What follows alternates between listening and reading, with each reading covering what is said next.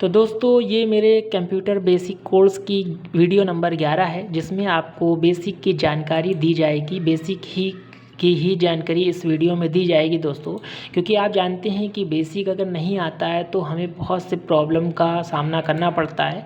क्योंकि आप जानते हैं शुरुआती तौर में कहीं भी कंप्यूटर वगैरह हम लोग सीखने जाते हैं तो उसमें हम लोग को बेसिक के बारे में नहीं पता होता है, तो बहुत सी प्रॉब्लम आने लगती है दोस्तों। और आप जानते हैं कि बेसिक कोर्स में कहीं पे भी हम सीखते हैं तो वहाँ पे हमें ये कंप्यूटर की बेसिक चीज़ें ही सिखाई जाती हैं दोस्तों। तो उस विषय में दोस्तों हम लोग यहाँ पे इसी सारे टॉपिक पे बात करेंगे कि कंप्यूटर की बेसिक क्या होते हैं। तो आज हम सीखेंगे इस वीडियो में दोस्तों, इस क्लास में सीखेंगे कि कंप्यूटर की पीढ़ियाँ क्या होती हैं और कौन से कंप्यूटर किस पीढ़ी में आया है। और साथ में दोस्तों ये भी बात करेंगे कि कंप्यूटर कितने प्रकार के होते हैं, और बात करेंगे साथ में कि कंप्यूटर के सिस्टम यूनिट और प्रकार क्या होते हैं दोस्तों। और साथ ही साथ ये भी सीखेंगे कि जो CPU के कितने भाग होते हैं दोस्तों। ये सारे टॉपिक पे आज हम बात करने वाले हैं दोस्तों। इनको सिखाने के लिए दोस्तों मैंने एक स्लाइड बना रखी है, ताकि आपको चीज़ें अच्छी तरीके से समझ में आए, बारीकी चीज़ से आपको बिल्कुल समझ में आए। तो मैंने उसके लिए एक स्लाइड बना रखी है, एक एक चीज़ों का विस्तार उसमें दिया हुआ है, ताकि आपको चीज़ें बड़ी आसान तरीके से समझ में आए और अच्छी तरीके से दिक्कतें ना हो। तो दोस्तों आप चाहें तो उन्हें नोट भी कर सकते हैं, ताकि आपके बहुत ज़्यादा काम आएंगी वो चीज़ें, कहीं ना कहीं काम आएंगी। तो दोस्तों कहीं ना कहीं क्वेश्चन भी इसी से पूछे जाते हैं एग्ज़ाम वगैरह में। तो दोस्तों वो सारी चीज़ें पे बात करते हैं दोस्तों। हेलो दोस्तों, नमस्कार, स्वागत है आप सबका मेरे लकी गुरु स्मार्ट क्लास में। तो दोस्तों अगर वीडियो आपको पसंद आती है तो दोस्तों लाइक करें। दोस्तों लाइक करना यार बिल्कुल फ्री है, तब भी आप लोग यार लाइक नहीं करते हो, वीडियो देखते हो। दोस्तों आप जानते हो लाइक करने से कुछ नहीं आता, कुछ नहीं होता है, बस हमें मोटिवेट मिलता है और नई वीडियो बनाने में मन लगता है दोस्तों। तो दोस्तों इस वीडियो को अपने दोस्तों में शेयर करें, ताकि उनको भी ये चीज़ें सीखने का मौका मिले। और दोस्तों अगर आप मेरे चैनल के माध्यम से पूरी कंप्यूटर की बेसिक नॉलेज लेना चाहते हैं, पढ़ना चाहते हैं दोस्तों, तो आप हमें मेरे चैनल को सब्सक्राइब कर लें और बेल आइकन दबा लें, ताकि नई वीडियो जैसी अपलोड हो आपके पास तुरंत नोटिफिकेशन पहुंच जाए। तो दोस्तों इस कंप्यूटर को सिखाने के लिए जो हम सिखाएंगे ये कंप्यूटर हम अपनी मातृभाषा हिंदी में सिखाएंगे दोस्तों। तो आइए चलते हैं टॉपिक पे बात करते हैं। तो दोस्तों आज की बात हम करेंगे आज की क्लास में दोस्तों कि कंप्यूटर की पीढ़ियों की बात करेंगे, यानी जनरेशन क्या होती है, उन जनरेशन की बात करेंगे कि कौन सा कंप्यूटर कब आया। तो बात करते हैं कि वर्तमान समय में कुल कंप्यूटर की जो पीढ़ियाँ आई थी वो 5 पीढ़ी आई थी दोस्तों। प्रथम पीढ़ी, द्वितीय पीढ़ी, तृतीय पीढ़ी, चौथी पीढ़ी और 5वीं पीढ़ी, मतलब 5 जनरेशन आ चुकी है दोस्तों। तो इन 5 जनरेशन की हम लोग यहाँ पे बात करेंगे। तो बात करते हैं पहली जनरेशन की, कि पहली पीढ़ी कब आई थी, यानी पहली पीढ़ी 1942 से 1955 तक काम हुआ था पहली पीढ़ी में। और बात करेंगे कंप्यूटर की प्रथम पीढ़ी जो शुरुआती हुई थी वो 1942 में ही मानी जाती है दोस्तों। इस जनरेशन में वैक्यूम ट्यूब टेक्नोलॉजी का प्रयोग किया गया है। इसमें मशीन तथा असेंबली भाषा का प्रयोग किया गया था। इसमें मेमोरी के लिए चुंबकीय डम और इनपुट तथा आउटपुट के लिए पंच कार्ड का प्रयोग किया गया था दोस्तों। ये बनाने में पंच कार्ड वगैरह का प्रयोग किया गया था। यानी कि 1943 में अमेरिकन के हार्वर्ड विश्वविद्यालय के भौतिकी हार्वर्ड आइकन ने IBM के सहयोग से मार्क 1 नामक विद्युतीय यांत्रिक कंप्यूटर बनाया, मतलब एक कंप्यूटर उन्होंने बनाया था। इस पीढ़ी में विकसित कंप्यूटर कौन से थे, तो ये 2 कंप्यूटर हैं विकसित, यानी कि एनियस और एडुअस और एनियस 2 कंप्यूटर बनाया था। एनियस का फुल नेम ये है दोस्तों, electronic numerical integrator and calculator इन्होंने बनाया था। दूसरा इन्होंने बनाया था electronic discrete variable automatic computer, मतलब ये 2 कंप्यूटर इन्होंने बनाया था। फिर बात करते हैं यहाँ पे कंप्यूटर के प्रकार, यानी कि अनुप्रयोग के आधार पर वर्गीकरण। अनुप्रयोग के आधार पर कंप्यूटर 3 प्रकार के होते हैं दोस्तों। नंबर 1 बात करेंगे एनालॉग कंप्यूटर की, जिसको हम लोग एनालॉग कंप्यूटर कहते हैं। और दूसरा इन्होंने बनाया जो कंप्यूटर है वो डिजिटल कंप्यूटर की बात करेंगे। और तीसरा है हाइब्रिड कंप्यूटर। तो ये तीनों पे हम लोग बात करते हैं एक एक करके। दोस्तों यहाँ पे बात करेंगे एनालॉग कंप्यूटर की। तो एनालॉग कंप्यूटर क्या है? ये कंप्यूटर भौतिकी राशियों पर कार्य करते हैं। एनालॉग कंप्यूटर का प्रयोग विज्ञान एवं इंजीनियरिंग के क्षेत्र में किया जाता है दोस्तों। मतलब इसका प्रयोग सबसे ज़्यादा इंजीनियरिंग वगैरह क्षेत्र में किया जाता है। बात करेंगे नेक्स्ट, यानी कि डिजिटल कंप्यूटर क्या होता है? यह कंप्यूटर अंकों की गणना करते हैं। अधिकतर कंप्यूटर डिजिटल कंप्यूटर ही होते हैं दोस्तों। जो भी कंप्यूटर डिजिटल कंप्यूटर क्या करते हैं? ये गणना करने का काम करते हैं दोस्तों। इन्हें डिजिटल कंप्यूटर कहा गया है। बात करेंगे नेक्स्ट कंप्यूटर की। आप चाहें तो इन्हें अपनी नोटबुक में नोट भी कर लें, आपके कहीं ना कहीं ये काम आने वाले टॉपिक हैं दोस्तों। वे कंप्यूटर जो एनालॉग एवं डिजिटल कंप्यूटर दोनों का कार्य करते हैं, इसका प्रयोग चिकित्सा के क्षेत्र में होता है दोस्तों। इस हाइब्रिड कंप्यूटर का प्रयोग जो है चिकित्सा के क्षेत्र में हो रहा है दोस्तों।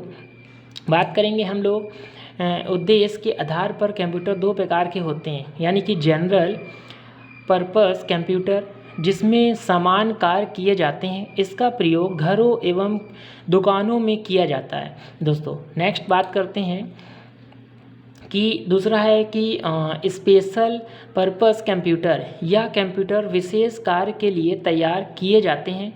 इनका प्रयोग निम्न क्षेत्रों में किया जाता है, जैसे कि मौसम विज्ञान है, कृषि विज्ञान है, युद्ध एवं अंतरिक्ष आदि विज्ञान में इनका प्रयोग होता है दोस्तों। दोस्तों ये दो प्रकार के कंप्यूटर होते हैं। एक आपको बता दिया कि जनरल पर्पस कंप्यूटर और दूसरा आपको बता दिया गया स्पेशल पर्पस कंप्यूटर। तो दोस्तों ये आपको समझ में आया होगा यहाँ पे। दोस्तों बात करेंगे कि आकार एवं कार्य करने के आधार पर कंप्यूटर निम्न प्रकार के होते हैं। तो बात करेंगे, पहला कंप्यूटर सीखते हैं कि माइक्रो कंप्यूटर। माइक्रो कंप्यूटर या कंप्यूटर आकार में छोटे होते हैं। इन कंप्यूटर का विकास 1970 के सन में हुआ था। इस कंप्यूटर में माइक्रो प्रोसेसर का प्रयोग किया जाता था। इन कंप्यूटर्स को पीसी भी कहते हैं दोस्तों। ये अक्सर होता है कि ये पीसी क्या होता है, तो इन्हीं कंप्यूटर को पीसी भी कहा जाता है। तो पीसी को निम्न भागों में बांटा गया है दोस्तों। तो ये देखिए, जो पीसी हम चलाते हैं कंप्यूटर वगैरह, वो इन भागों में बांटा गया है। पहला भाग है डेस्कटॉप कंप्यूटर में, दूसरा है भाग कि लैपटॉप कंप्यूटर में, और तीसरा दिया है दोस्तों कि पल्म टॉप कंप्यूटर में। तो ये तीन भागों में कंप्यूटर के आकार बांटे गए हैं। तो इन पे भी हम लोग बात करते हैं यहाँ पे कि पहला सीखते हैं यहाँ पे कि डेस्कटॉप कंप्यूटर क्या है। तो डेस्कटॉप कंप्यूटर वे कंप्यूटर होते हैं जिनको टेबल पर रख कर चलाया जाता है। आप जानते हैं कि जो भी हम लोग के डेस्कटॉप में जो CPU वगैरह जुड़े होते हैं, तो वो हम लोग टेबल पे रख कर चला सकते हैं दोस्तों। दूसरा है यहाँ पे लैपटॉप कंप्यूटर। लैपटॉप कंप्यूटर वे होते हैं जिनको गोदी में रख कर चलाया जाता है, यानी कि आप गोद में रख कर चला सकते हो, आप हाथ में पकड़ के चला सकते हो, या साइज में बहुत छोटे से होते हैं। इन कंप्यूटर्स को एक स्थान से दूसरे स्थान पर आसानी से ले जाया जा सकता है दोस्तों। आप जानते हैं कि लैपटॉप क्या होता है, आप कहीं पे भी उठा के उसको रख सकते हो। इनमें पावर के लिए दोस्तों क्या होती है, बैटरी लगी होती है, यानी जो पावर यहाँ से मिलता है इनको लैपटॉप को, वो बैटरी से मिलता है। और डेस्कटॉप में तो दोस्तों क्या होता है, CPU लगा होता है, UPS बैटरी का काम करता है। इसी तरीके से बात करेंगे यहाँ पे तीसरे की पल्म टॉप जो कंप्यूटर है, पल्म टॉप। तो ये क्या है कंप्यूटर? ये कंप्यूटर लैपटॉप कंप्यूटर से छोटे होते हैं। इनको हथेली में रख कर चलाया जाता है। इनकी कार्य की क्षमता लैपटॉप से थोड़ी कम होती है। जैसे आप जो जानते हैं, जैसे ये लैपटॉप क्या होते हैं, जैसे आप मोबाइल चलाते हो या टैबलेट वगैरह चलाते हो, तो इनको हम लोग क्या कहते हैं, इन कंप्यूटर में इनको जोड़ा गया है क्योंकि ये मिनी कंप्यूटर होते हैं बिल्कुल। तो बात करेंगे यहाँ पे सेकंड कंप्यूटर की। यहाँ पे बात करते हैं दोस्तों कि मिनी कंप्यूटर की बात करते हैं। मिनी कंप्यूटर एक मध्य आकार की कंप्यूटर होते हैं। ये एक मध्य आकार की कंप्यूटर होते हैं जिनमें साधारण कंप्यूटर के सभी गुण मौजूद होते हैं दोस्तों। Mini computer mini micro computer से अधिक पावरफुल होते हैं, लेकिन मेन फ्रेम कंप्यूटर और सुपर कंप्यूटर की तुलना में बहुत कम पावरफुल होते हैं दोस्तों। एक मिनी कंप्यूटर और मेन फ्रेम के बीच का कंप्यूटर होता है, इसलिए इसे मिड रेंज सिस्टम भी कहा जाता है दोस्तों। मतलब इसे मिनी कंप्यूटर को मिड रेंज सिस्टम भी कहते हैं। मिनी कंप्यूटर पर एक साथ कई यूज़र मिलकर काम कर सकते हैं दोस्तों। यह कंप्यूटर मल्टी प्रोसेसिंग सिस्टम पर आधारित होते हैं। ये सिस्टम जो मिनी कंप्यूटर है वो मल्टी प्रोसेसर सिस्टम पे आधारित होते हैं, क्योंकि इनमें 2 या 2 से अधिक प्रोसेसर होते हैं। जैसे PDP-8 फर्स्ट मिनी कंप्यूटर, जिसका विकास 1965 में किया गया था। जो मिनी कंप्यूटर का दोस्तों विकास हुआ था 1965 में हुआ था। ये कहीं ना कहीं क्वेश्चन मिलता है एग्ज़ाम में, पूछने को सवाल मिल जाता है ये। और जो DEC जो है इस कंपनी ने बनाया था, यानी जो मिनी कंप्यूटर है उसको कौन सी कंपनी ने बनाया था, ये क्वेश्चन देखने को मिल जाता है। तो ये बनाया था DEC कंपनी ने बनाया था। DEC का फुल नेम की बात किया जाए तो डिजिटल इक्विपमेंट कारपोरेशन। दोस्तों इसका फुल नेम ये है, आप कहीं ना कहीं ये देखने को मिल जाता है क्वेश्चन, तो आप इसको याद कर लें। बात करेंगे नेक्स्ट कि दोस्तों यहाँ पे मेन फ्रेम कंप्यूटर की बात करते हैं। तीसरा जो जनरेशन आई थी वो मेन फ्रेम कंप्यूटर की जनरेशन आई थी। यह नवो कंप्यूटर जो बड़ी कंपनियों एवं सरकारी ऑफिस में सर्वर कंप्यूटर के कार्य के लिए प्रयोग किए जाते हैं। यानी कि जो मेन फ्रेम कंप्यूटर है ये बड़ी कंपनी और सरकारी ऑफिसों में सर्वर कंप्यूटर के कार्य के लिए किए जाते हैं। दोस्तों इन कंप्यूटर में माइक्रो कंप्यूटर का प्रयोग क्लाइंट के तौर पर किया जाता है। कुछ मेन फ्रेम कंप्यूटर निम्न हैं, जैसे कि IBM 4381, ICL यानी कि 39, CDC साइबर, ETC और भी इसी टाइप से और भी हैं। बात करेंगे चौथे कंप्यूटर की, यहाँ पे सुपर कंप्यूटर की बात करते हैं कि ये भी जनरेशन चौथी जनरेशन है। सुपर कंप्यूटर विशेष प्रकार के कंप्यूटर होते हैं, इनका निर्माण विशेष कार्य के लिए किया जाता है। यह दुनिया के सबसे तेज और सबसे बड़े कंप्यूटर होते हैं। भारत का जो पहला कंप्यूटर था वो परम था। दोस्तों ये कहीं ना कहीं क्वेश्चन मिलता है हमें, इस तरीके के क्वेश्चन पूछे जाते हैं, कहीं ना कहीं मिल जाते हैं कि जैसे कि सबसे बड़ा जो कंप्यूटर जो सबसे तेज़ था वो कौन सा था, तो सुपर कंप्यूटर था। या सबसे बड़ा कंप्यूटर कौन सा है, वो भी सुपर कंप्यूटर है। और सुपर कंप्यूटर जो भारत का सबसे पहला सुपर कंप्यूटर वो कौन सा है, तो ये परम कंप्यूटर होता है। दोस्तों सुपर कंप्यूटर के कार्य क्या होते हैं, अंतरिक्ष यात्रा के लिए, मौसम विज्ञान की जानकारी वगैरह के लिए किया जाता है। दोस्तों बात करेंगे यहाँ पे कि सिस्टम के यूनिट और उनके प्रकार। तो सिस्टम के जो यूनिट्स होते हैं वो 3 यूनिट्स में बटे हुए हैं सिस्टम। एक इनपुट यूनिट के माध्यम से किया जाता है, एक सिस्टम यूनिट के माध्यम से किया जाता है और एक आउटपुट यूनिट के माध्यम से किया जाता है। आप देख सकते हैं मैंने स्ट्रक्चर यहाँ पे बना रखे हैं ताकि आपको समझने में दिक्कतें ना हो। ये इनपुट है, ये प्रोसेसर है और ये आउटपुट है। दोस्तों ये क्या होता है, प्रोसेसर क्या करता है, इनपुट जो भी हम लोग करते हैं वो प्रोसेसिंग करता है, उसके बाद फिर हमें रिजल्ट के माध्यम से देता है। तो आइए चलते हैं इनको भी विस्तार से समझते हैं।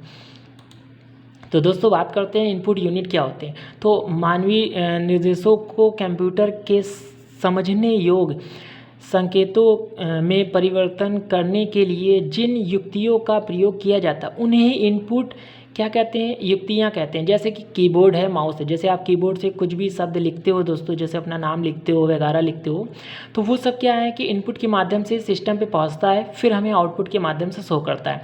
जैसे सिस्टम यूनिट ये क्या काम करता है, ये कंप्यूटर का मुख्य भाग है। दोस्तों कंप्यूटर का जो मुख्य भाग होता है, कभी कभी ये क्वेश्चन देखने को मिल जाता है कि कंप्यूटर का मुख्य भाग क्या होता है, तो वो मेरा मुख्य भाग जो होता है वो सिस्टम यूनिट ही होता है, जिसको हम लोग क्या कहते हैं, CPU कहते हैं। दोस्तों CPU कहते हैं, जिसका नाम है सेंट्रल प्रोसेसिंग यूनिट। इसको हम लोग CPU के नाम से जानते हैं। दोस्तों कंप्यूटर का अधिकतर काम इसी यूनिट से ही किया जाता है। कंप्यूटर के जितने भी यूनिट होते हैं दोस्तों, जितने भी कंप्यूटर में कंपोनेंट लगे होते हैं वो इसी यूनिट के माध्यम से काम करते हैं सारे लोग। तो दोस्तों आउटपुट की बात करते हैं। आउटपुट कंप्यूटर से प्राप्त निष्कर्षों को मानवीय भाषा में प्रस्तुत करने वाली युक्तियों को आउटपुट कहते हैं। दोस्तों क्या होता है कि जो भी हम इनपुट करते हैं यहाँ से, वो सिस्टम यूनिट क्या करता है, आउटपुट कराता है। दोस्तों यूनिट कहते हैं इसे, जैसे कि मॉनिटर है, प्रिंटर है आदि कंप्यूटर युक्तियाँ होती हैं। और भी इसी तरीके से जो भी हमें आउटपुट प्रदान करती हैं उन्हें हम लोग आउटपुट यूनिट कहते हैं।